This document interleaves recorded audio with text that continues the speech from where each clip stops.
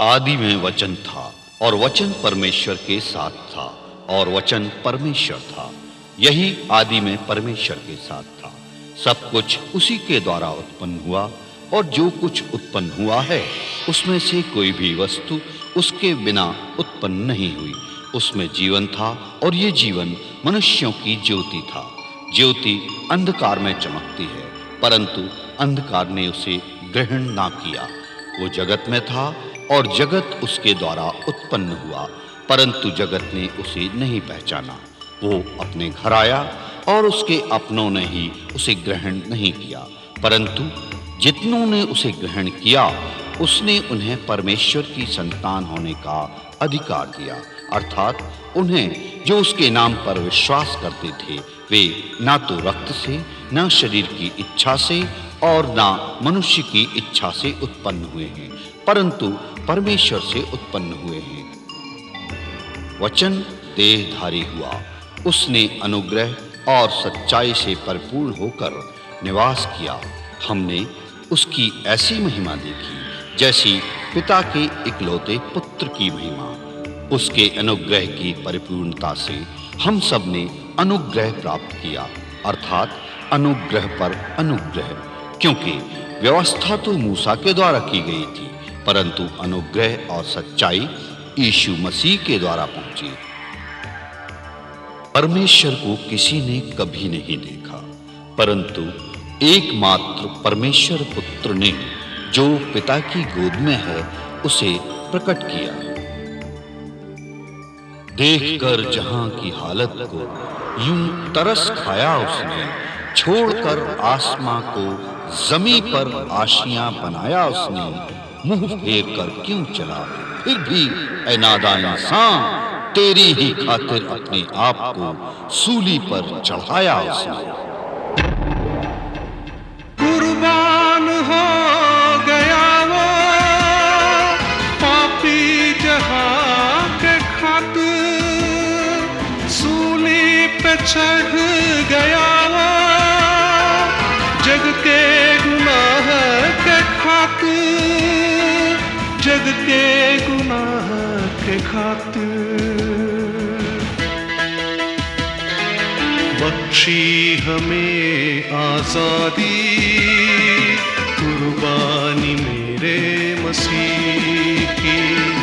सुनी जहान है क्या हालत की है मसीह की, कैसे बयां करूं मैं मुसीबत मेरे मसीह की, कैसे बयां करूं मैं मुसीबत मेरे मसीह की।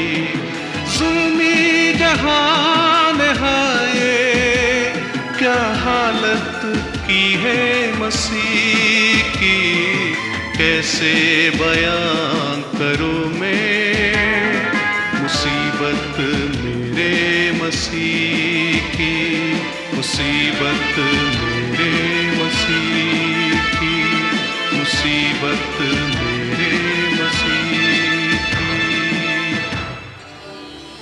यीशु ने रोटी लेकर धन्यवाद किया और उसे तोड़कर उसे देने लगे। तब उनकी आंखें खुल गईं और उन्होंने उसे पहचान लिया और वो उनकी आंखों से छिप गया।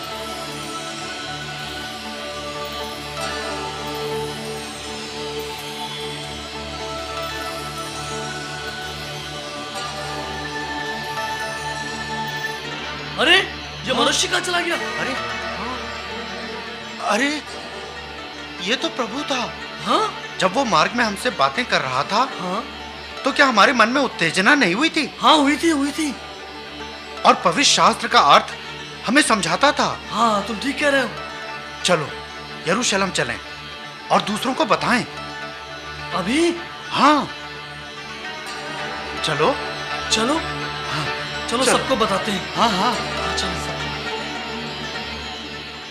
तू ही आदि, तू ही अनंत, तू ही ज्योति, तू ही जीवन, तू ही ज्योति,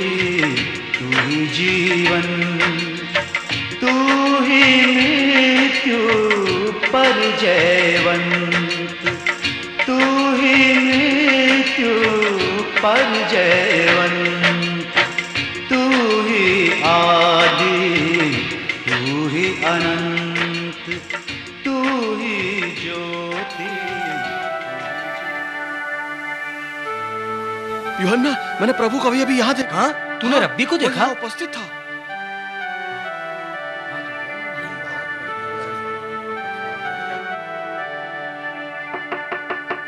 पतरस, अरे भाई दरवाजा खोलो। कौन हो सकता है? पतरस, मैं देखता हूँ। अरे खोलो, जल्दी, अरे खोलो। क्लोफास? क्लोपास है। अरे ये तो क्लोपस है। हमारा प्रभु जी उठा है। क्या? हाँ, हमारा प्रभु जी उठा है। हाँ, हमने उससे इमाउस के रास्ते में मुलाकात की। हाँ, हमारा प्रभु जी उठा है। मैं इसकी बातों पर विश्वास नहीं करता।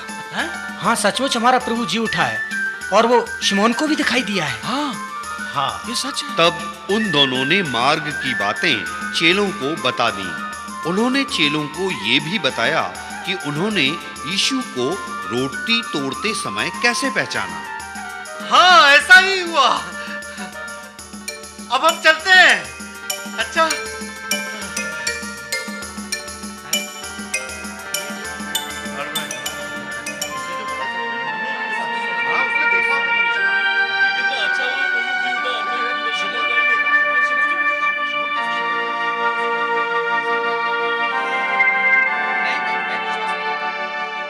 वे ये बातें कर ही रहे थे कि यीशु उनके बीच में आ खड़ा हुआ, जहां चेले यहूदियों के डर के मारे बंद थे।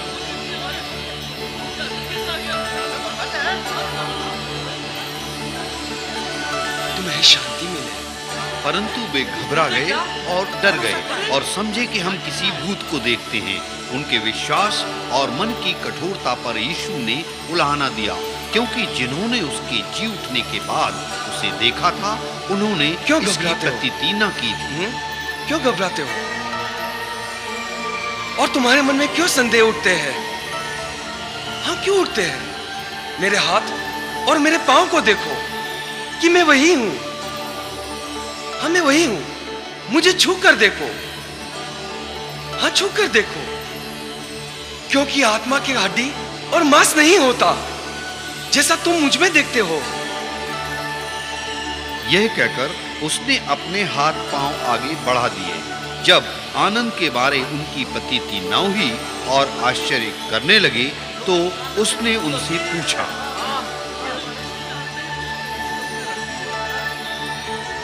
क्या यहाँ तुम्हारे पास कुछ भोजन है? हाँ प्रभु, हमारे पास कुछ भुनी हुई मछलियां हैं।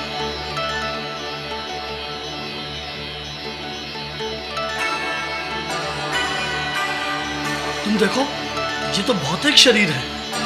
हाँ, भूत नहीं खा सकता। तू ही मृत्यु पर जयवंत, तू ही मृत्यु पर जयवंत, तू ही आदि, तू ही अनंत, तू ही ज्योति, तू ही जीवन।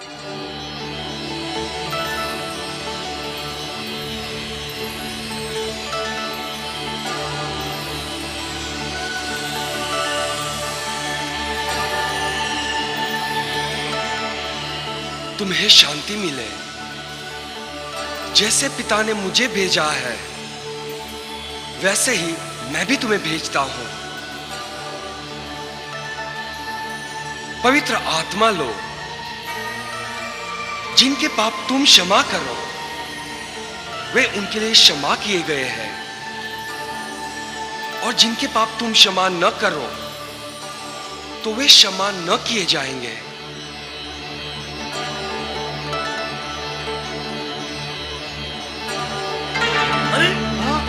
अरे प्रभु कहाँ चले गए?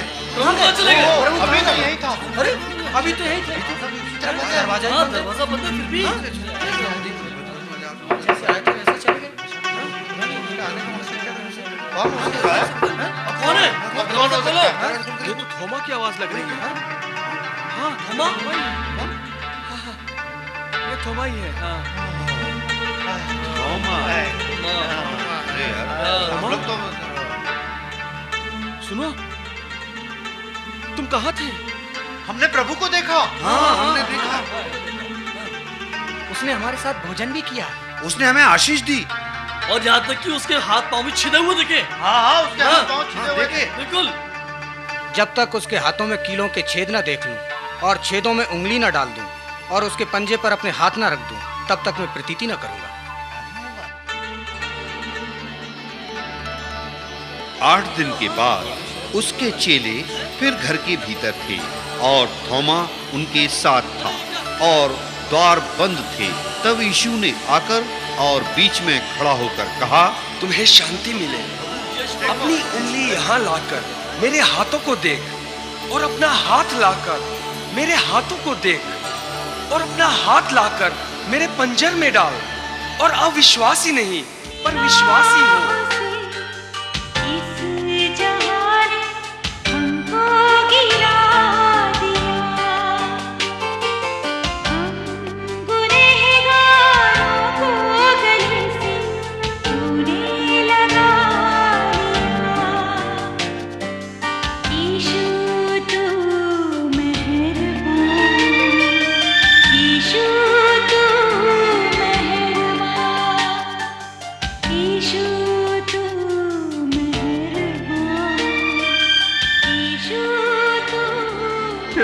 हे मेरे प्रभु, हे मेरे परमेश्वर,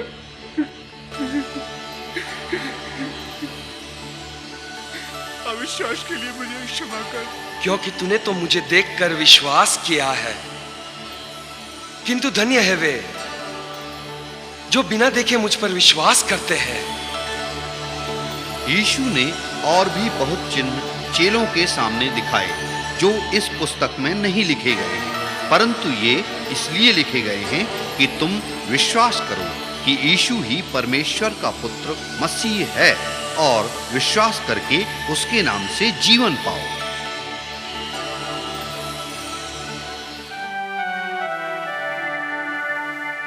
चलो हम गलील की तरफ चलें, जैसा कि प्रभु ने हमें आज्ञा दी थी कि वो हमें वहां दिखेगा।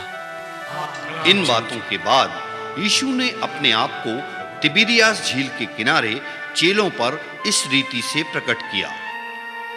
शिमोन पतरस और थोमा जो दिदुमुस कहलाता है और गलील के काना नगर का नथानिएल और जब्दी के पुत्र और उसके चेलों में से और 2 जन इकट्ठा थे। शिमोन पतरस ने उनसे कहा, मैं मछली पकड़ने जाता हूं, हम भी चलते हैं तेरे साथ। हाँ हम भी चलते हैं। चलो सब चलेंगे। सो वे निकलकर नाव पर चढ़े, परंतु उस रात कुछ ना पकड़ा। भोर होते ही यीशु किनारे पर खड़ा हुआ था, तो भी चेलों ने ना पहचाना कि ये यीशु हैं। हे बालकों, क्या तुम्हारे पास खाने को है? नहीं। नाव की दाहिनी ओर जाल डालो तो पाओगे। जीवन है एक छोटी नैया, भवसागर सा जहां है। खौफ न हो राहों का तुझको, यीशु तेरा आसरा है। तट दिखलाए बन के खिवैया, और हमारी मदद करो। उठो। हम जाल खींचने में असमर्थ हैं। झीले चल नैया हौले हौले, रे माझी ले चल नैया हौले हौले। बहुत अचंभे की बात है, सारी रात हमने मछली पकड़ी, सागर पर कुछ न मिला। लहरों की पर किनारे पर पग पग पतरस, पर हिचको ये तो प्रभु है। रखना भरोसा यीशु पर हो, रे माझी ले चल नैया हौले हौले रे माझी ले चल, नैया हौले हौले। जो मछलियां तुमने अभी पकड़ी है उनमें से कुछ लाओ। प्रभु। शिमोन पतरस ने डोंगी पर चढ़कर 153 बड़ी मछलियों से भरा हुआ जाल किनारे पर खींचा और इतनी मछलियां होने पर भी जाल न कटा।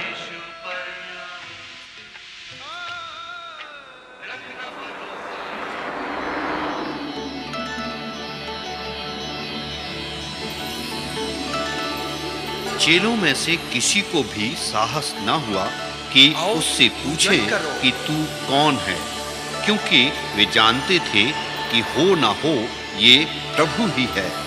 यीशु आया और रोटी लेकर उन्हें दी और वैसे ही मछली भी।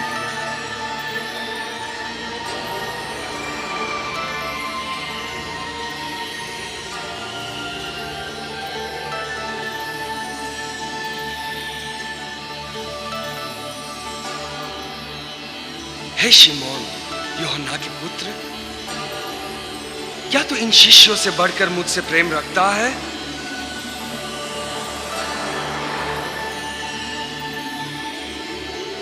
हे प्रभु, तू जानता है कि मैं तुझसे प्रेम करता हूं। मेरे मेमनों को चरा।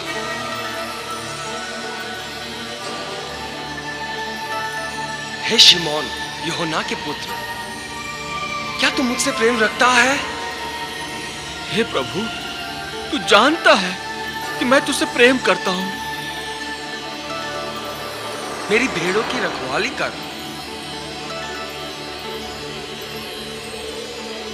हे शिमोन यूहन्ना के पुत्र, क्या तू मुझसे प्रेम करता है? पतरस उदास हुआ कि यीशु ने उसे तीसरी बार ऐसा कहा कि क्या तू मुझसे प्रीति रखता है? हे प्रभु, तू सब कुछ जानता है कि मैं तुझसे प्रेम करता हूं। प्रभु,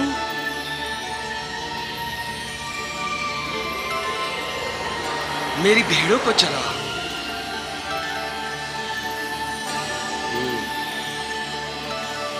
मैं तुझसे सच कहता हूं, जब तू जवान था तब अपनी कमर बांधकर जहां चाहता था वहां फिरता था, परंतु जब तू बूढ़ा होगा तब तू अपना हाथ फैलाएगा और दूसरा व्यक्ति तेरी कमर बांधकर जहां तू न जाना चाहेगा वहां तुझे ले जाएगा।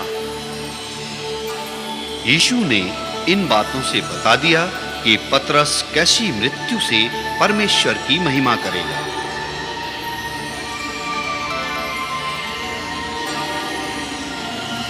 मेरे पीछे हो ले।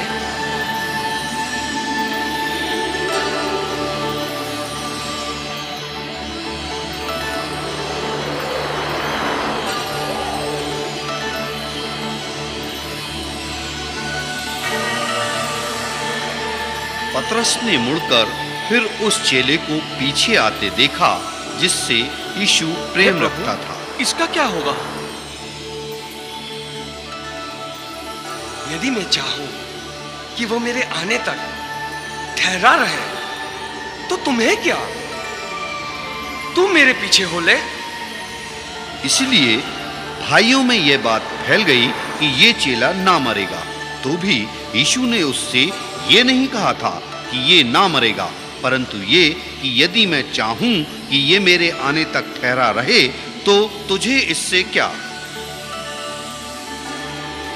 ये वही चेला है जिसने इन बातों को लिखा है और हम जानते हैं कि उसकी गवाही सच्ची है।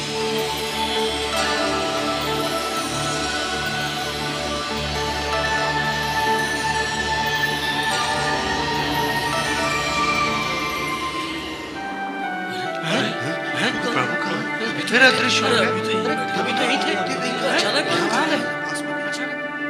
और 11 चेले गलील में उस पहाड़ पर गए जिसे यीशु ने उन्हें बताया था, और उन्होंने उसके दर्शन पाकर उसे प्रणाम किया, पर किसी किसी को संदेह हुआ।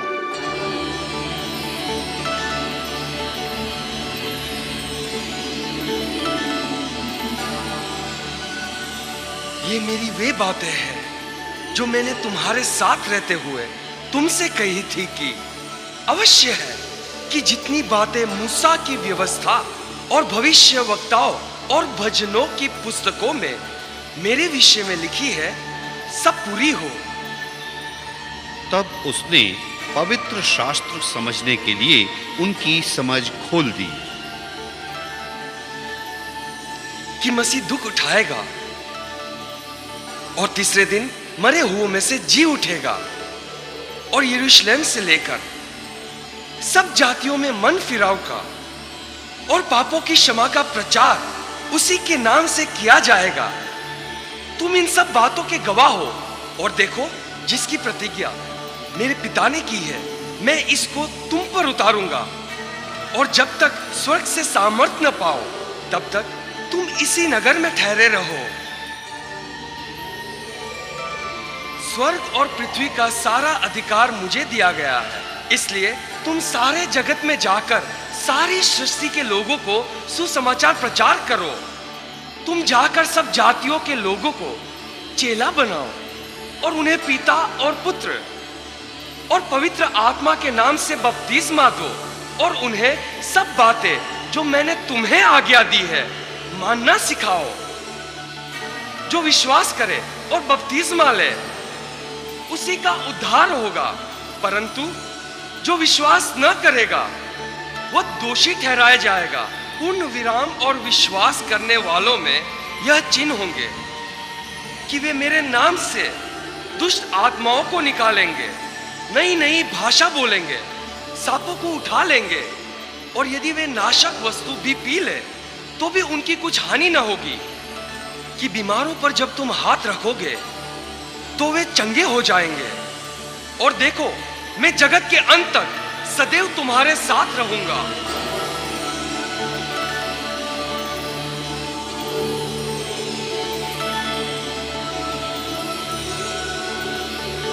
तब वो उन्हें बैतनिया तक वापस ले गया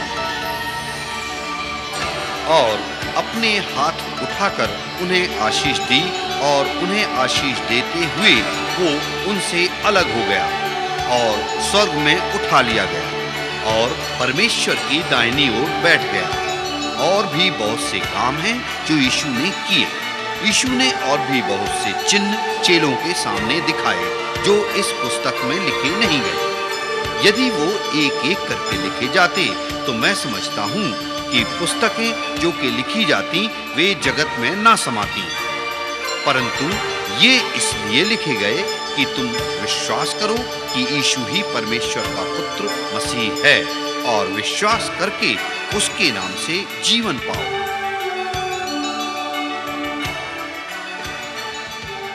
तू ही आदि, तू ही अनंत, तू ही ज्योति, तू ही जीवन, तू ही ज्योति, तू ही जीवन, तू ही मृत्यु पर जयवंत, तू ही मृत्यु पर जयवंत, तू ही आदि, तू ही अनंत। हे गलीली पुरुषों, तुम क्यों खड़े स्वर्ग की ओर देख रहे हो?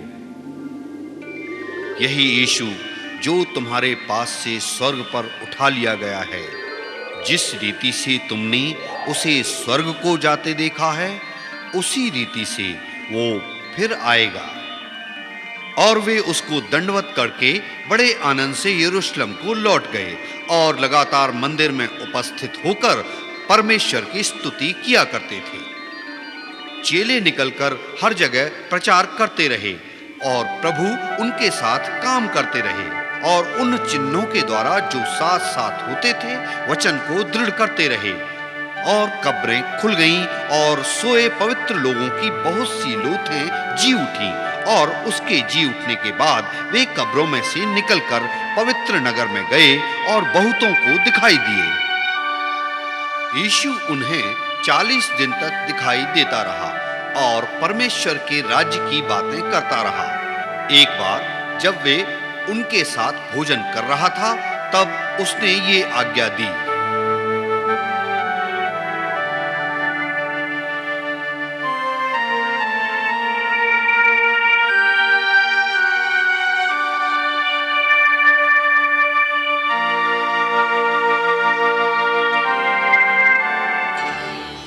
यरूशलेम को न छोड़ो, परंतु पिता की उस प्रतिज्ञा के पूरे होने की बात जोते रहो, जिसकी चर्चा तुम मुझसे सुन चुके हो।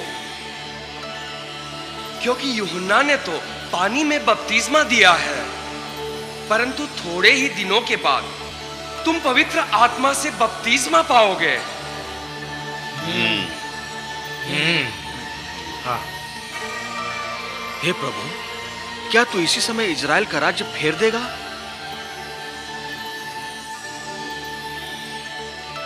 उन समयों और कालों को जानना जिनको पिता ने अपने ही अधिकार में रखा है तुम्हारा काम नहीं,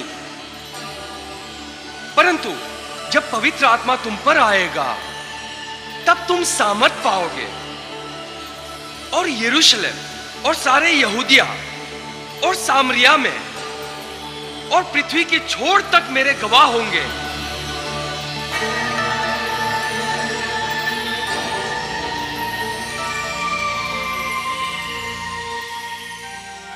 पतरस, यूहन्ना, याकूब, अंद्रियास, फिलिपुस, थोमा, बरतुमई, मत्तई, हल्फै का पुत्र याकूब, शिमोन जिलोतस और याकूब का पुत्र यहूदा, ये सभी शिष्य, अन्य स्त्रियां तथा यीशु की माता मरियम और उनके भाइयों के साथ एक मन होकर निरंतर प्रार्थना में लगे रहने लगे। द्वार पे तेरे पूजन को मैं हाथ पसारे आया, भर दी तूने खाली झोली, भर दी तूने खाली झोली, जीवन दीप जलाया, जीवन दीप जलाया। द्वार पे तेरे पूजन को मैं आया। जब पिंतेकुस्त पर्व का दिन आया तो वे सब एक जगह इकट्ठे थे और एकाएक आकाश से बड़ी आंधी की सी सनसनाहट का शब्द हुआ और उससे सारा घर जहां वे बैठे थे गूंज गया और उन्हें आग की सी जीभें फटती हुई दिखाई दी और उनमें से हर एक पर आकर ठहर गईं और वे सब पवित्र आत्मा से भर गए और जिस प्रकार उन्हें आत्मा ने बोलने की सामर्थ्य दी वे अन्य अन्य भाषा बोलने लगे।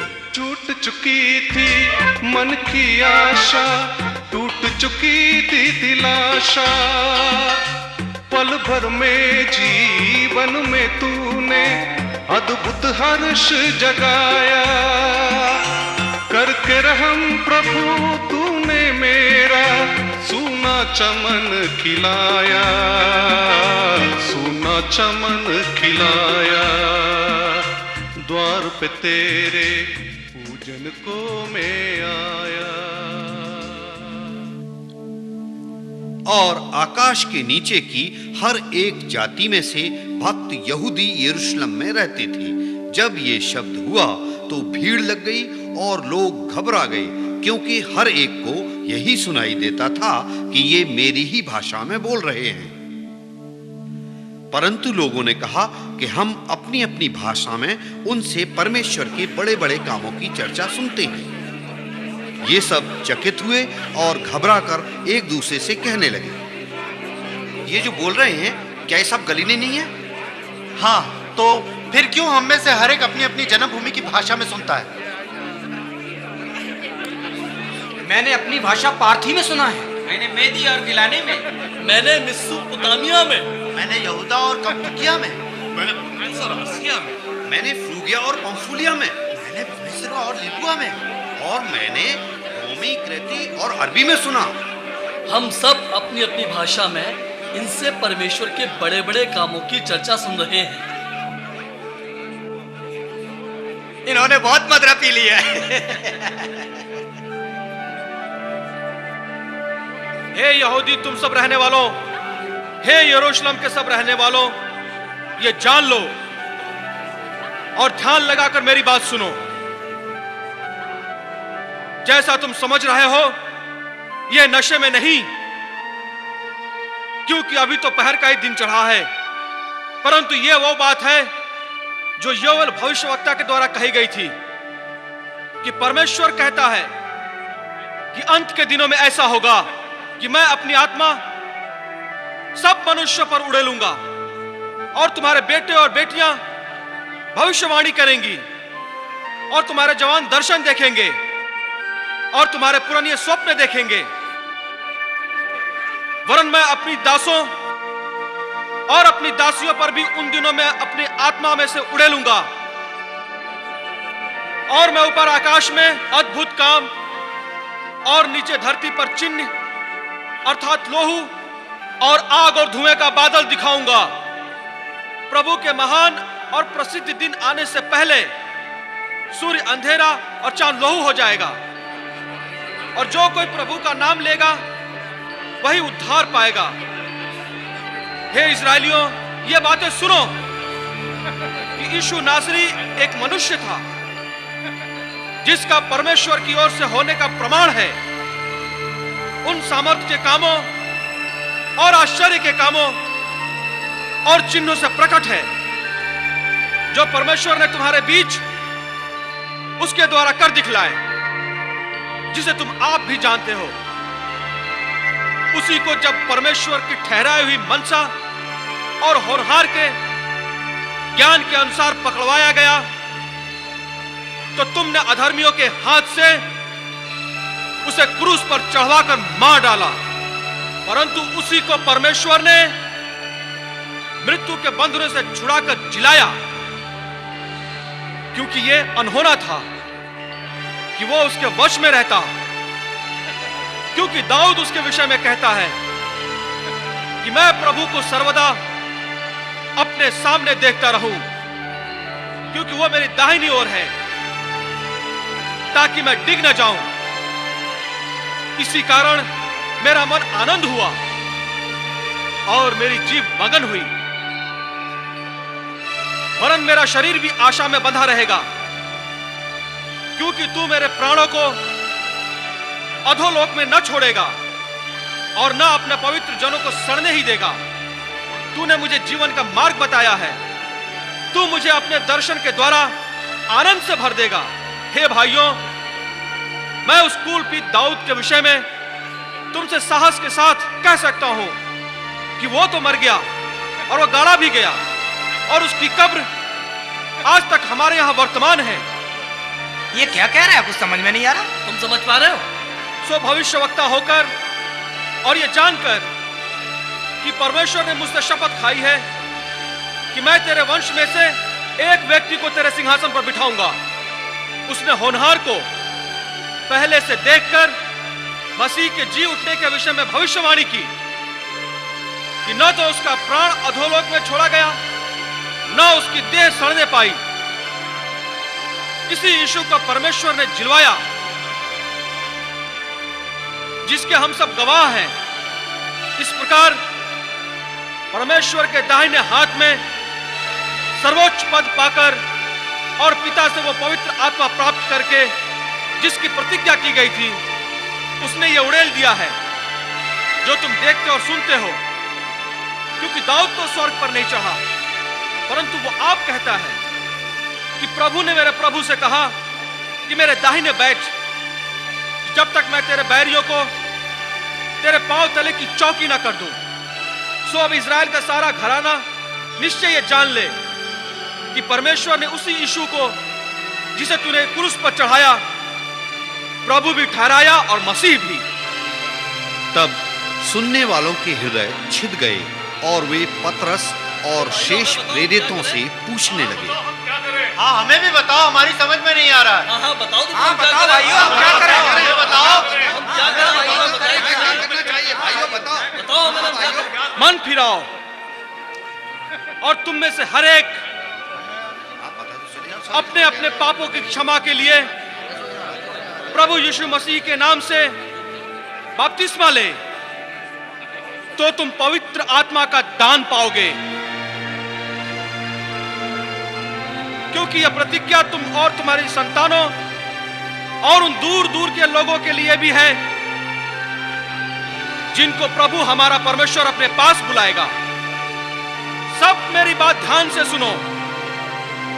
अपने आप को इस भ्रष्ट जाति से बचाओ।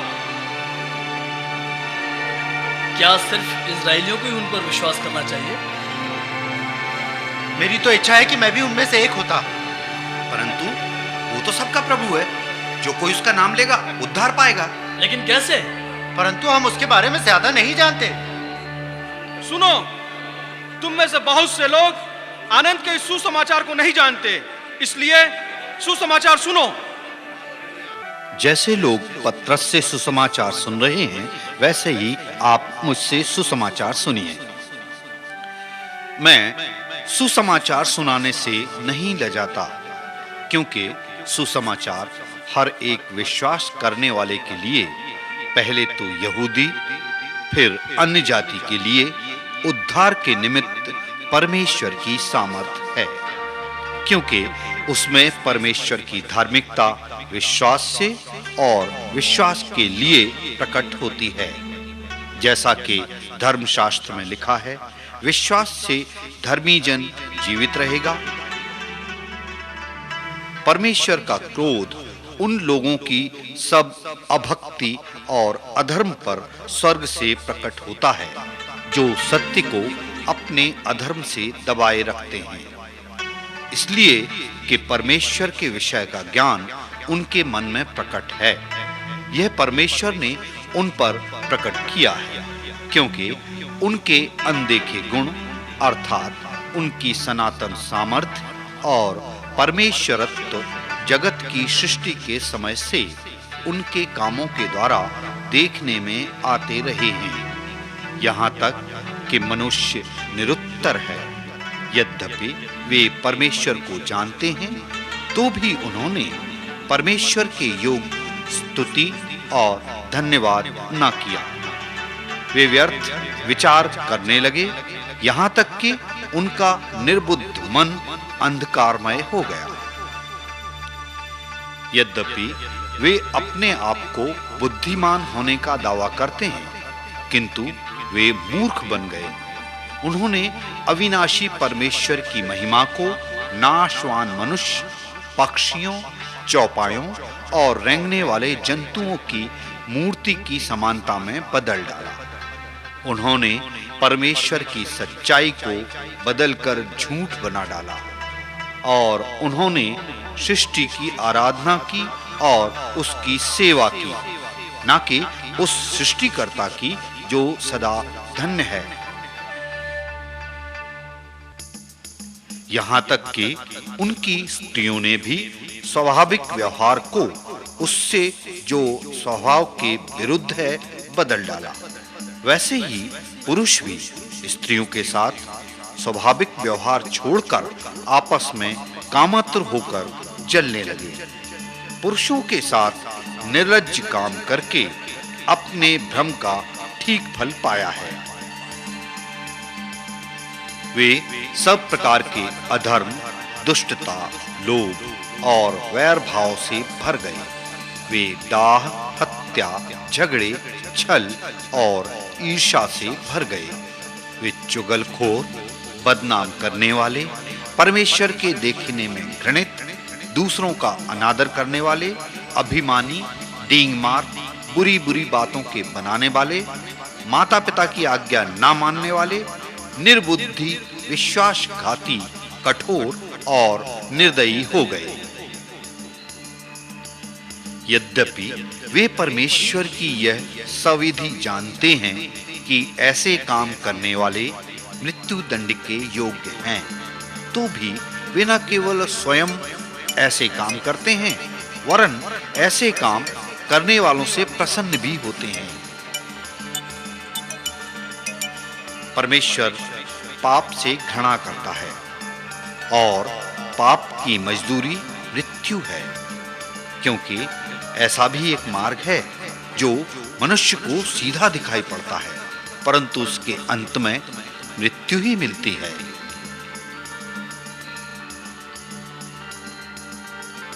परमेश्वर ने स्वर्ग में से मनुष्यों पर दृष्टि की है कि देखें कि कोई बुद्धिमान कोई परमेश्वर का खोजी है या नहीं? सब के सब भेड़ों की नाई भटक गए हैं, हर एक ने अपना अपना मार्ग चुना। वे सब के सब भटक गए, वे सब भ्रष्ट हो गए, कोई सुकर्मी नहीं, एक भी नहीं। सब ने पाप किया है और सब परमेश्वर की महिमा से वंचित हो गए हैं। तुम्हारे अधर्म के कामों ने तुमको तुम्हारे परमेश्वर से अलग कर दिया है और तुम्हारे पापों के कारण उसका मुंह तुमसे ऐसा छुपा है कि वह नहीं सुनता। यदि तुम कहो कि तुम में कोई भी पाप नहीं है तो तुम अपने आप को धोखा देते हो और तुम में सत्य नहीं, तो तुम परमेश्वर को झूठा ठहराते हो और उसका वचन तुम में नहीं है। फिर भी परमेश्वर की बुद्धि में जब समय पूरा हुआ तब उसने अपने पुत्र को संसार में भेजा कि पापियों का उद्धार करे। परमेश्वर ने अपना प्रेम और न्याय इस प्रकार प्रकट किया ताकि जो पाप पहले किए गए और जिनको परमेश्वर ने अपनी सहनशीलता के कारण दंडित नहीं किया, पर अब युग के अंत में यीशु एक बार प्रकट हुआ ताकि अपने बलिदान के द्वारा पाप को दूर कर दे, क्योंकि परमेश्वर ने मसीह में होकर अपने साथ संसार का मेल मिलाप कर लिया और उनके अपराधों का दोष उन पर नहीं लगाया। मसीह व्यवस्था का अंत है, इसलिए कि विश्वास के द्वारा अनुग्रह से ही तुम्हारा उद्धार होता है। यह तुम्हारी ओर से नहीं वरन परमेश्वर का दान है और ना कर्मों के कारण है, ऐसा ना हो कि कोई घमंड करे, क्योंकि जो पाप करता है वो पाप का गुलाम है। यदि परमेश्वर का पुत्र तुम्हें स्वतंत्र करेगा तो सचमुच तुम स्वतंत्र हो जाओगे, क्योंकि परमेश्वर ने जगत से ऐसा प्रेम किया कि उसने अपना इकलौता पुत्र दे दिया ताकि जो कोई उस पर विश्वास करे वो नष्ट न हो परंतु अनंत जीवन पाए। परमेश्वर ने अपने पुत्र को जगत में इसलिए नहीं भेजा कि वो जगत पर दंड की आज्ञा दे, परंतु इसलिए भेजा कि संसार उसके द्वारा जीवन पाए। जो मनुष्य उस पर विश्वास करता है उस पर दंड की आज्ञा नहीं होती, परंतु जो मनुष्य उस पर विश्वास नहीं करता वो दोषी ठहर चुका है, क्योंकि उसने परमेश्वर के इकलौते पुत्र के नाम विश्वास नहीं किया। दंड की आज्ञा का कारण यह है कि ज्योति संसार में आई है, किंतु मनुष्यों ने अंधकार को ज्योति से अधिक प्रिय जाना, क्योंकि उनके काम बुरे थे। जो कोई बुरे काम करता है वो ज्योति से घृणा करता है, वो ज्योति के निकट नहीं आता, क्योंकि ऐसा ना हो कि उसके बुरे काम प्रकट हो जाएं और वो दोषी ठहरे। परंतु जो मनुष्य सच्चाई पर चलता है वह ज्योति के निकट आता है, जिससे उसके काम प्रकट हों कि वो परमेश्वर की ओर से किए गए हैं। इसलिए जो कोई प्रभु का नाम लेगा वो उद्धार पाएगा, तुम और तुम्हारा परिवार उद्धार पाएगा। तो तुम लोग ऐसे बड़े उद्धार से निश्चिंत रहकर कैसे बच सकते हो? देखो, अभी वो प्रसन्नता का समय है, देखो अभी वो उद्धार का दिन है। शीघ्र ही प्रभु स्वर्ग से उतरेगा, उस समय ऊंची आवाज में दिया गया आदेश और प्रधान दूत की आवाज सुनाई देगी। परमेश्वर की तुरही फूंकी जाएगी, पापों को उठा लेने के लिए नहीं बल्कि उनका उद्धार करने के लिए, जो परमेश्वर की प्रतीक्षा कर रहे हैं और जो मसीह में मरे हैं वे पहले जी उठेंगे। तब तुम जो जीवित और बचे रहोगे उनके साथ बादलों पर उठा लिए जाओगे कि हवा में प्रभु से मिलो। इस प्रकार तुम प्रभु के साथ सदा रहोगे, क्योंकि यीशु मसीह कल, आज और युगान युग तक एक सा है। परमेश्वर का कार्य यह है कि तुम उस पर जिसे उसने भेजा है विश्वास करो। क्या तुम अपनी अनंत की यात्रा के लिए तैयार हो?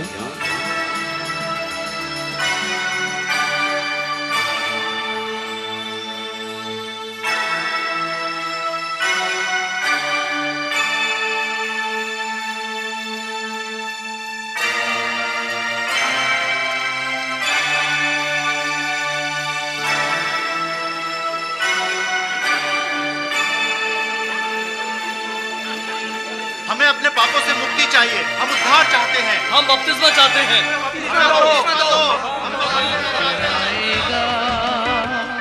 विश्वास जो भी मसीहा पे लाएगा, उद्धार वो ही पाएगा, उद्धार वो ही पाएगा। तन और मन के दुखों से वो, तन और मन के दुखों से वो छुटकारा पल में पाएगा, छुटकारा पल में पाएगा। विश्वास जो भी मसीहा पे लाएगा। जिन्होंने उसका वचन ग्रहण किया उन्होंने बपतिस्मा लिया और उसी दिन 3000 मनुष्यों के लगभग उनमें मिल गए।